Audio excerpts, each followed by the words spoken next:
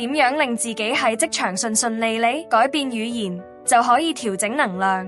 你有冇試過每日返工都覺得好攰，或者覺得自己冇運行，無論點做都好似卡住咁？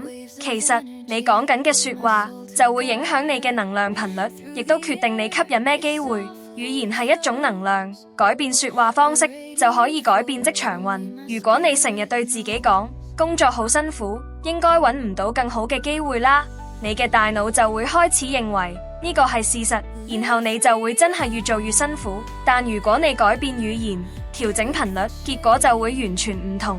睡前小魔法，釋放壓力，吸引好運。每晚瞓覺之前，溫柔咁對自己講呢段話，幫自己調整能量。我溫柔地釋放所有來自工作嘅疲憊同壓力，感謝自己一直有信心、有智慧，輕鬆迎接每個挑戰。我允許自己放下焦慮，因為我值得被尊重，值得被溫柔對待。我與最適合自己嘅工作同人員正在一步步靠近我，帶來穩定、成就感同好機會。重點能量詞：釋放壓力，讓自己每日重設能量，唔再將負擔帶入新一天。感謝自己，肯定自己，你嘅努力係值得嘅，值得被善待。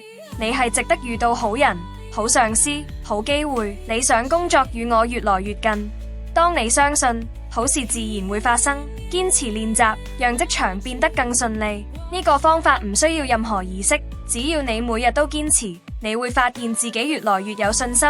職場人緣好咗，工作機會都變多咗。試下呢個簡單但有效嘅方法，讓自己嘅職場運不斷上升。Mystic Moon, awaken your inner light.